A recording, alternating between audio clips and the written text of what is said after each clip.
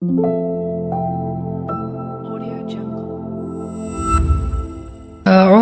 بالله من الشيطان الرجيم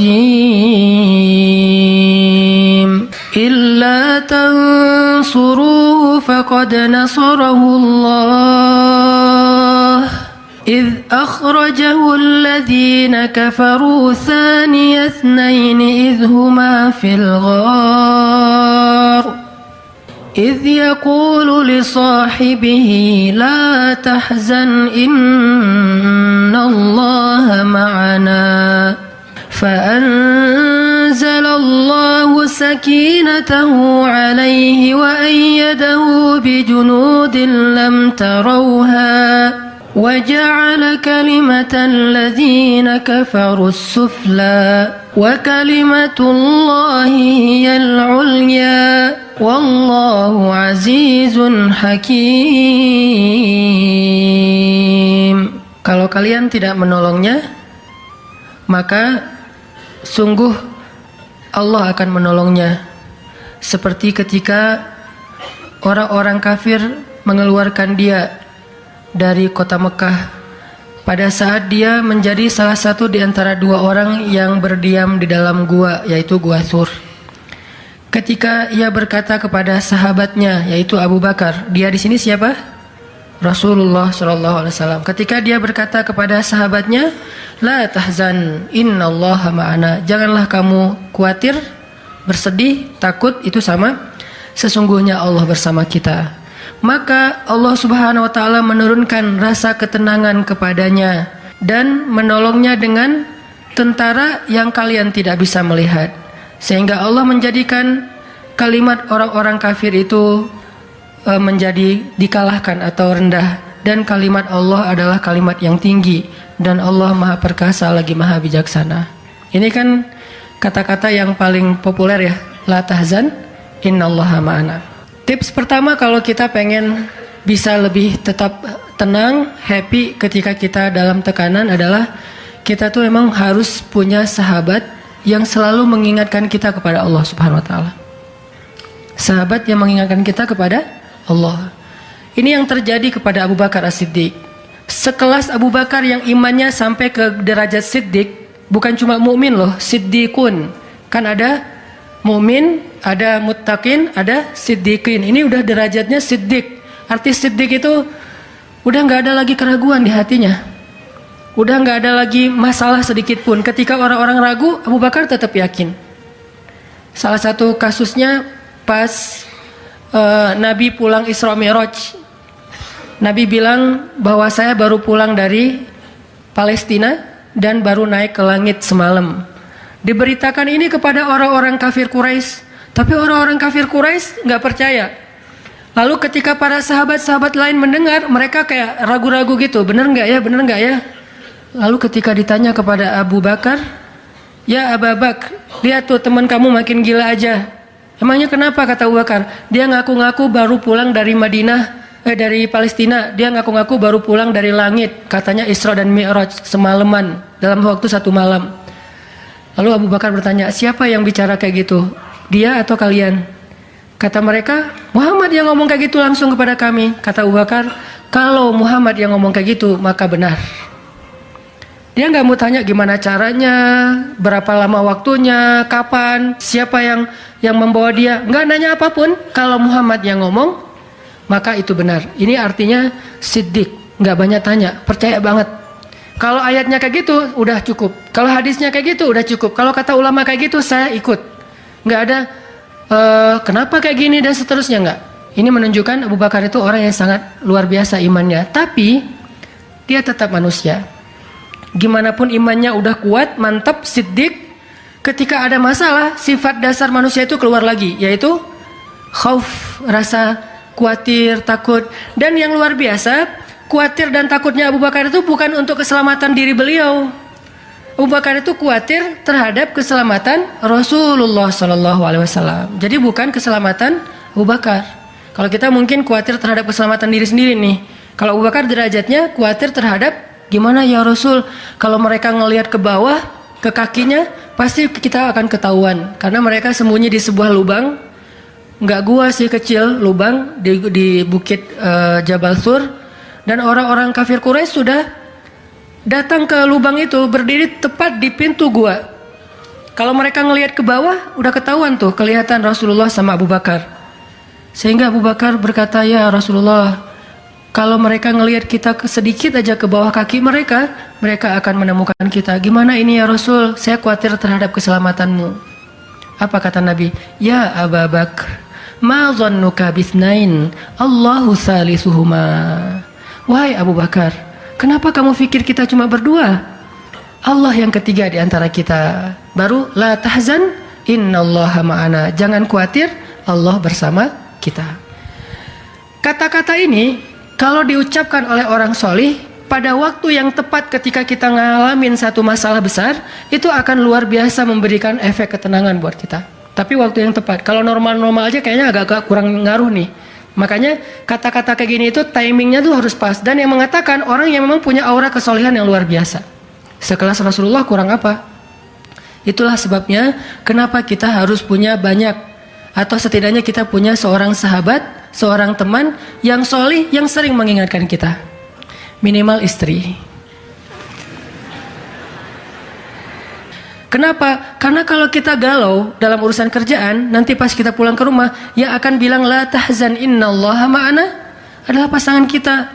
Dengan nada yang lembut, dengan senyum yang khas, dengan dekapan yang mungkin penuh kasih sayang, itu benar-benar bisa bikin kita tenang. Gak tahu tenang karena kata-katanya atau dekapannya nih, enggak. Saya juga bingung. Dua-duanya kali ya. Dia bilang la tahzan ya azizi. Panggilan buat suami bahasa Arabnya yang lembut tuh azizi. Bukan al-aziz ya. Al-aziz mah nama orang. La tahzan ya azizi, atau ya habibi, atau ya albi. Albi itu artinya jantungku. Jangan dipakai deh, biar saya aja yang pakai itu. La tahzan. Jadi misalnya kayak suami galau tentang kerjaan. Mah, papa lagi galau nih. Kenapa Pak? Di kantor itu kemarin kita ada tawaran proyek. Cuman proyeknya kayaknya cara untuk ngedapetin proyek itu, cara-caranya tuh agak-agak kurang baik gitu. Ada suap segala macam. Tapi itu proyeknya untung besar loh Mah. Nah kalau kita nggak suap, kita nggak akan dapat proyek itu. Ini gimana nih Mah? Diambil nggak? Kan galau nih, udah istikharah belum mantap nih hatinya. Istrinya yang bilang, Papa, Allah yang kasih kita rezeki. Kalau Papa ninggalin sesuatu karena Allah, Allah akan ganti dengan yang lebih baik. Pasti dari booster ya Mah. Nyontek gitu ya. Nah, kalau dia ngomong kayak gitu kan jadi mantap nih. Kayak saya juga pernah ngerasain lagi kayak sedih gitu, lagi galau karena satu urusan. Istri mengatakan, udah serahin aja sama Allah. Kan jadi mantap kan hatinya. Hal-hal yang kayak gini nih, kalau belum punya pasangan, temen. Sehingga Nabi mengatakan, almar'u ala dini khalilih. Seseorang itu bergantung loh kepada tingkat kesolehan temennya. Kalau temennya soleh, insya Allah dia akan terjaga oleh teman itu ketika dinasihati, diingatkan. Saya aja ngerasa banget yang kayak gitu. Ada masa-masa ketika saya kayak futur. Futur itu teman-teman artinya lagi lemah imannya. Mungkin banyak lalai, banyak main, sedikit manfaat. Walaupun ada juga banyak main, banyak manfaat. Itu mah tagline entah siapa akunnya gitu. Lagi futur nih ya, lagi futur. Lemah, ngerasa bangun tahajud kayak susah gitu. Ke masjid males, zikir gak khusyuk, tilawah Al-Quran gampang ngantuk. Jalan sama seorang teman saya yang dia bukan ustadz sama sekali, bahkan dia ngakunya belajar ke saya. Nggak tahu benar apa enggak, yang sejatinya mungkin saya belajar ke dia. Lagi jalan, setelin tilawah Al-Quran, yang baca saya lagi tuh. CD tilawah Al-Quran saya. Saya kan nggak pernah mendengar CD sendiri. Pas diputerin itu siapa? Lah itu ustadz. Oh ya. Baca surat Al-Mulk. Tabarakalladzi biyadihil mulku wa huwa ala kulli syai'in qadir. Pas sampai di ayat-ayat tentang jahanam, tentang neraka, tentang apa, walaqad zayyana sama ad-dunya bimasabih dan seterusnya, dia nangis. Dia nyetir nih, dia nangis. Saya ketika ngelihat dia nangis, saya dapat hidayah. Jadi saya dapat hidayah bukan hanya dengan mendengar bacaan itu, tetapi karena dikondisikan oleh seorang teman, saya ngerasa, duh, Masya Allah ya, dia yang dengerin bacaan saya bisa nangis. Saya dengerin diri saya sendiri, nggak nangis. Kan ada masalah nih. Akhirnya saya jadi insaf itu kemudian istighfar, astagfirullah Allah saya kayak ada masalah nih. Mulai belajar dari dia, Pak, gimana sih kok bisa kayak gitu? Ustadz kan lebih tahu ilmunya mungkin, tapi kalau pengalamannya Bapak pasti lebih tahu. Rahasianya apa? Ternyata rahasianya emang dia orang yang nggak pernah dengar yang lain selain mendengar bacaan Al-Quran. Jadi buat dia bacaan Al-Quran itu benar-benar entertain buat dia. Oh, berarti kita harus lebih banyakin lagi dengerin Al-Quran. Kalau kita dengar musik sekali, berarti dengar Qurannya 3 kali harusnya, baru masih agak-agak proporsional nih. Sehingga gampang kesentuh, hatinya itu mudah. Tapi pelajarannya tetap teman yang ngebawa kita kepada sesuatu. Ternyata triknya pertama, mengingat Allah itu kan bukan cuma menyebutkan Allah. Tapi ketika kita sedang dalam keadaan bingung, khawatir, galau, sedih, tertekan, panik, tiba-tiba teman kita mengingatkan kita kepada Allah dengan bahasa yang sederhana. Kalau bahasa sederhananya Al-Quran, la tahzan, innallaha ma'ana. Dan itu boleh diterjemahin ke bahasa yang lebih sederhana versi kita. Karena itu bahasa Al-Quran yang mungkin buat sebagian orang nggak dapat nih, karena mungkin nggak paham bahasa Arab. Jadi kalau teman kita lagi sedih jangan bilang, la tahzan dong, innallaha ma'ana. Apaan tuh lu baca Quran gitu ya? Nggak ngerti kan dia? Kita bisa terjemahin, udah tenang aja, Allah yang bantu. Tenang aja, Allah yang beresin. Tenang aja, serahin aja kepada Allah. Allah itu sebaik-baik kita nyerahin sesuatu. Ngomong kayak gitu tuh kena. Kalau timingnya pas kita lagi ngalamin satu masalah. Terutama masalah-masalah kayak masalah rezeki itu paling bikin kita sering panik, kehilangan sesuatu, ditipu orang segala macam.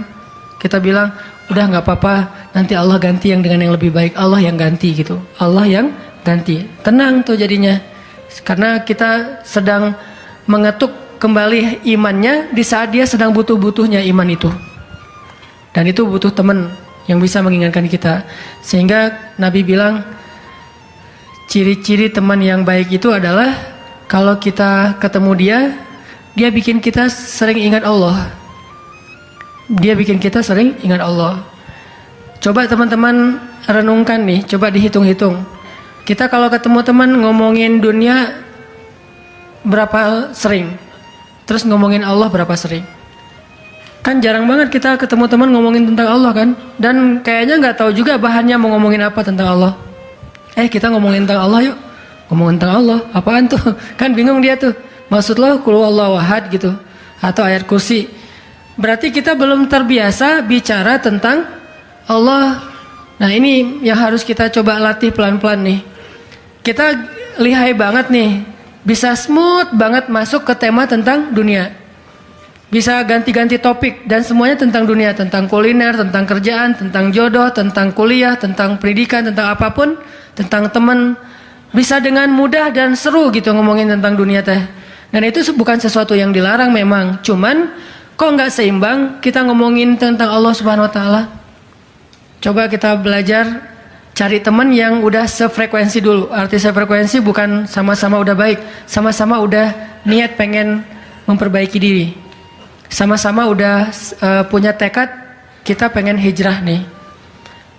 Lagi-lagi bukan merasa diri kita lebih baik dari orang lain, tapi yang udah sefaham supaya nggak banyak perdebatan.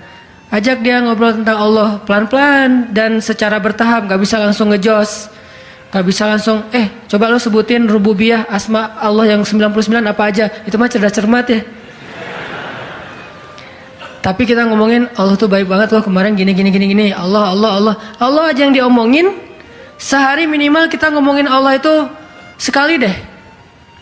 Dan sekali itu jadi obrolan, bukan cuma mention doang ya, tapi obrolan gitu. Jadi diskusi. Sekali aja sehari dan gak harus lama, mungkin cuma 5 menit. Kalau kita gak bisa ngelakuin itu secara spontan, gak apa-apa di setting. Kita ketemu sama teman kita bikin kayak program gitu. Kita kalau ketemu pokoknya harus sekali sehari ngomongin tentang kebesaran Allah. Coba digituin. Makin sering itu makin akan nanemin satu belief faith di dalam hati kita. Sehingga ketika nanti kita ada masalah diketuk rasa iman itu cepat baliknya. Berarti kita harus cari teman yang mau menasihati kita, bicara bareng kita tentang kebesaran Allah. Dan itu yang dilakukan Nabi Musa dengan Nabi Harun ketika berdakwah yang Allah sebutin di surat Toha. Nabi Musa mau berdakwah kepada Firaun, minta teman supaya bisa mengingat Allah ketika lagi dalam keadaan marah. Soalnya Musa tahu, Musa itu orangnya marah. Kalau udah marah ngeri. Harun orangnya kalem, woles. Sehingga butuh seseorang yang bisa menahan amarah dan emosinya Musa. Sehingga kata Musa, ya Allah, beri saya seorang teman yang bisa mendampingi saya dalam dakwah, yaitu Harun. Kay nusabbihaka katsira wa nadhkuraka katsira, supaya kami sering bisa mengingat engkau.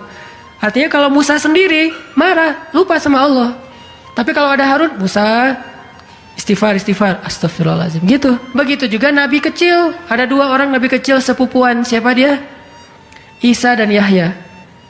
Nabi Isa dengan Nabi Yahya. Anak kecil 2 orang nih, dua-duanya keren, dua-duanya soleh, dua-duanya ganteng, dua-duanya idola, selebgram lah di masanya. Pokoknya luar biasa nih 2 orang cowok. Anak usia, kalau nggak salah Yahya waktu itu umurnya udah sekitar 10 tahun, Isa baru lahir, berarti beda 10 tahun. Pas mereka ABG beda 10 tahun tapi nyambung ngobrolnya. Pas mereka jalan kemana-mana berdua tuh, yang satu orangnya gampang tersentuh, nangis, yaitu Yahya. Yang satu lagi orangnya tegas, yaitu Isa. Sehingga kalau Isa lagi marah, Yahya yang mengingatkan Isa, tenang. Akhirnya tenang. Pas Yahya terlalu kayak baper gitu, aduh kasihan. Yahya itu kan orangnya kasihan, gampang kasihan, sehingga jadi agak-agak kurang tegas. Kata Isa, nggak bisa gitu dong. Akhirnya diingatkan. Nah ini pentingnya teman. Nabi aja butuh teman. Kalau kita mau kepo dikit nih, kenapa sih Rasulullah memilih Abu Bakar untuk nemenin hijrah? Kenapa nggak Umar gitu, supaya aman? Hijrah bareng Umar, siapa yang berani ngejar coba? Umar berdiri depan Ka'bah. Ya ayuhan nas, ya ma'syara Quraisy, wahai manusia, wahai orang Quraisy, fa'lamu anni muhajir.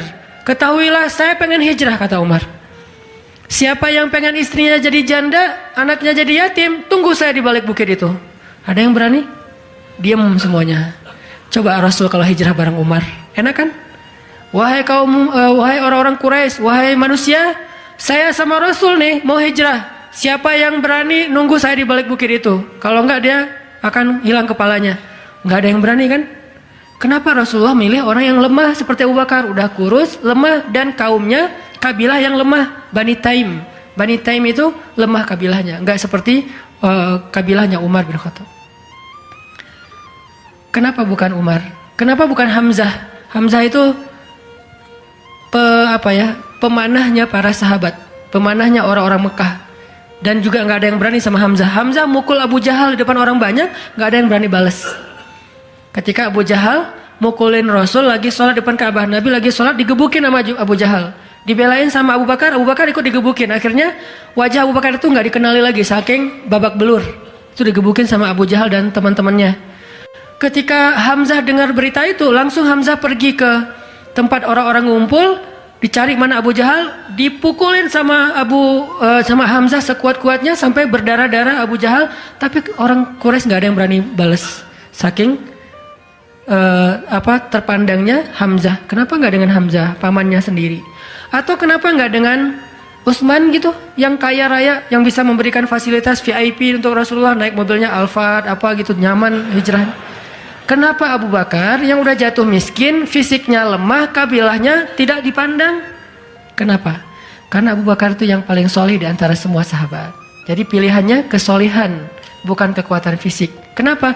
Kesolihan itu bisa menutupi kekuatan fisik yang kurang. Kenapa? Allah yang maha kuat.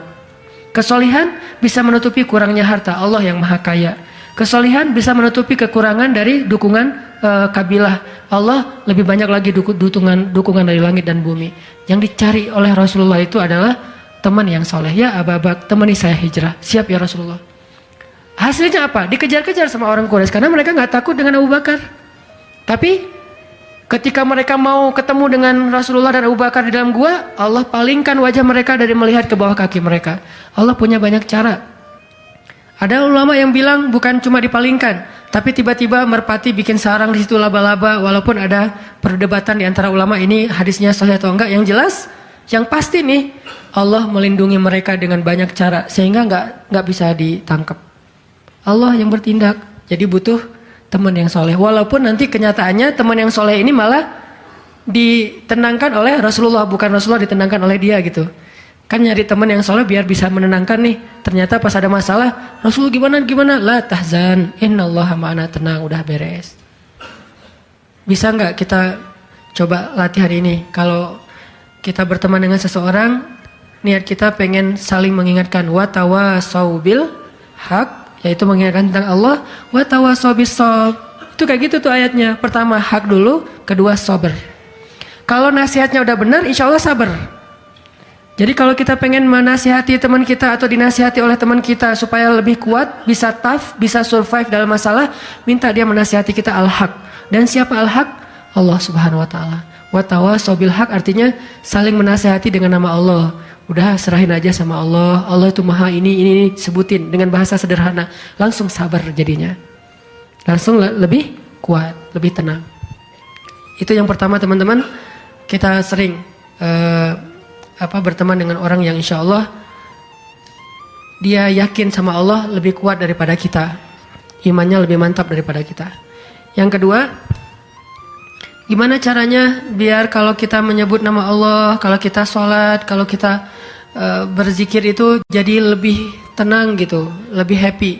Karena sebetulnya orang mukmin itu bahagianya itu ada di dalam hati. Kalau bahasa Ibnu Taimiyah, surgaku itu di sini. Surga orang mukmin itu di hati. Surga kita itu bukan rumah, surga kita itu bukan mobil, surga kita itu bukan pekerjaan, surga kita itu bukan tempat jalan-jalan, tapi semua itu kebaikan, kesenangan. Cuman surga kita ada di sini. Dan ini kita bawa kemana-mana. Jadi nggak susah menemukan surga teh. Aduh, bete nih kenapa nggak bisa jalan? Bete nih kenapa nggak bisa nonton? Bete nih kenapa nggak bisa nyaman di rumah? Bete ini kenapa? Gampang bete karena surga kita bertempat di sesuatu tempat yang sulit untuk kita jangkau. Harusnya itu jadi hiburan buat kita, bukan surga. Sedangkan surga memang adanya di hati. Ada masalah, Allah lebih kuasa, makhluk tidak kuasa. Ada masalah, kita bilang Allah maha besar, masalah saya kecil dibandingkan Allah. Kalau dibandingkan kita, mungkin kita lebih kecil daripada masalah. Tapi dibandingkan Allah kita, Allah lebih besar. Allahu Akbar. Kita belajar Allah yang maha memelihara. Kita kan dipelihara Allah, terus ngapain kita khawatir? Kalau gitu gak usah ikhtiar, Ustaz. Ikhtiar, tapi jangan libatkan hati. Ikhtiar itu pakai tangan, pakai kaki, pakai tenaga fisik. Hati gak perlu berikhtiar. Hati itu bertawakal. Fisik kita berikhtiar, hati kita bertawakal. Jangan sampai hati kita ikut ikhtiar, ini bahaya nih. Kalau hati kita ikut ikhtiar, berarti kita lebih percaya kepada makhluk daripada Allah. Nanti akan mentok, kalau udah mentok putus asa, itu penyebabnya. Gara-gara hatinya baper dengan ikhtiar. Ketika jalan-jalan ikhtiar itu tertutup, hati kita jadi give up. Nyerah aja deh. Sedangkan kalau hati kita nggak ikhtiar, dia cuma tawakal. Jalan tertutup, dia masih bilang, Allah maha kuasa. Ala kulli syai'in qadir. Segala sesuatu Allah maha bisa. Nggak mungkin nggak bisa. Tetap. Makanya jangan ikhtiar pakai hati, ikhtiar pakai tenaga. Hati tawakal babnya. Sehingga tawakal itu amal hati, ikhtiar itu amal fisik. Kan dalam Islam itu ada amal batin, ada amal zahir ya. Amal batin hati, amal zahir fisik kita. Ikhtiar amal zahir, jangan dicampur dengan amal batin. Coba teman-teman buka deh surat Hud, surat 11. Kalau ragu tentang rezeki baca nih ayat nih. Surat 11, surat Hud ayat 6. Wa ma min dabbatin fil ardi illa 'ala Allahi rizquha wa ya'lamu mustaqarraha wa mustawda'aha kullun fi kitabim mubin. Tidak ada satu hewan melata pun di muka bumi kecuali Allah menjamin rezekinya. Ini amalan hati nih. Ini ayat untuk menguatkan hati kita, bukan menguatkan fisik. Tapi biasanya hati kalau udah kuat, fisik kebawa. Kan kata Nabi kalau hatinya baik, yang lain ikut baik. Kalau hatinya buruk, yang lain ikut buruk. Jadi kalau hatinya udah give up, pasti fisiknya jadi lemah. Kalau hatinya tough dan masih punya belief ke Allah, masih punya harapan, maka fisiknya juga akan kuat. Wa ma min dabbatin fil ardi illa 'ala Allahi rizquha wa ya'lamu mustaqarraha wa mustawda'aha. Allah tahu di mana rezeki kita disimpan. Allah tahu kemana kita akan membelanjakan rezeki itu. Semuanya tertulis di dalam kitab yang jelas. Allah yang tahu. Allah yang menjamin. Nggak ada yang nggak dijamin rezekinya. Makanya saya pernah cerita tuh dulu di mall sebelah. Saya sama istri habis kajian di sini atau sebelum kajian di sini, sebelum maghrib sempat mau belanja dulu, belanja di supermarketnya di bawah, lantai bawah. Dari lobi kita mau ke bawah itu cari eskalator kan ya, belok kanan cari eskalator. Ternyata salah ngambil jalan. Kita habis belok kanan langsung belok kiri. Harusnya kalau belok kanan lagi sekali lagi langsung eskalator turun tuh. Pas karena kita belok kiri, akhirnya kita muter. Gara-gara muter, ngelewatlah sebuah stand baju kaos yang lagi diskon. Wih, diskon 50%. Akhirnya saya sama istri masuk. Ternyata lucu-lucu juga buat anak gitu. Alhamdulillah akhirnya kita beli 2 helai. Baru setelah itu kita jalan lagi, cuma beberapa meter, masuk eskalator turun. Siapa yang telah menggerakkan kaki saya sampai salah jalan? Sehingga saya harus muter. Dan akhirnya masuk ke stand itu. Alallahi rizquha. Allah yang menjamin rezeki. Kayak gitu cara Allah menskenariokan. Kalau saya ngambil jalan kanan, mungkin saya nggak akan masuk ke toko itu. Berhubung saya ngambil jalan kiri, akhirnya muter, masuklah ke toko itu. Allah punya banyak cara. Kenapa kita khawatir dengan stand orang lain yang mungkin lebih dekat ke pintu, lebih dekat kepada stage yang di tengah kalau bikin event segala macam? Kenapa? Kita udah ikhtiar, dapatnya cuma ini. Kayak lagi ada event, kayak festival gitu, kayak ada bazar, kita punya banyak stand. Stand kuliner kita paling pojok, dekat toilet. Stand kuliner teman-teman kita tuh paling depan. Dan di situ stage banyak acara tausiah segala macam. Oh, kayaknya di situ lebih laku. Belum tentu juga.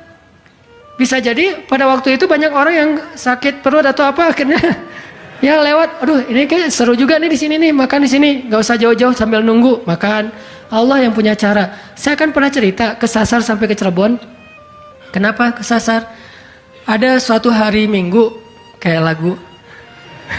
Satu hari Minggu. Ada satu hari Minggu nih.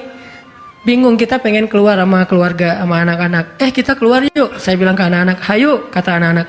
Kemana? Ke Kota Baru aja. Di situ kan ada jam matahari tuh. Kita lihat jam matahari. Hayu, naik mobil, masuk tol nih. Pas sudah masuk tol Pasteur, berubah pikiran. Terlalu dekat, nggak berasa liburan ya? Ya, terus mau kemana? Ke Jakarta aja yuk, ke Ancol. Ada pantainya. Oh, hayu ke Dufan. Jalan. Akhirnya nggak jadi belok pada larang, lurus. Niatnya ke Ancol. Sebelum Cikampek, berubah lagi pikiran. Ancol mah pantainya gitu-gitu aja ya, udah pernah ya. Terus gimana dong, cari pantai baru deh yang di daerah Indramayu, Cirebon gitu. Siapa tahu ada yang lebih bagus, yang masih virgin. Boleh, keluarlah Cikampek. Waktu itu belum ada tol Cipali ya. Keluar Cikampek, akhirnya nyisir Subang, Indramayu, nggak dapat pantai yang kita nyaman nih. Berhenti sebentar, nggak nyaman, ini banyak sampah. Akhirnya jalan lagi sampai dari pagi keluar, asar makan empal gentong di Cirebon. Siapa yang mendatangkan saya ke warung empal gentong itu? Pas kita masuk, orangnya bahagia banget gitu. Kelihatan kalau dari pagi itu belum ada yang datang, belum ada pelanggan, sepi warungnya. Karena tempat parkirnya agak nyaman, langsung parkir di situ, makan empal gentong dan ternyata enak, kita bungkus. Orangnya tuh alhamdulillah nih datang dari pagi belum ada yang datang, senang gitu. Dan saya bilang, Pak, tahu nggak saya dari mana? Dari mana? Dari Bandung. Mau kemana emang? Nggak kemana-mana. Muter.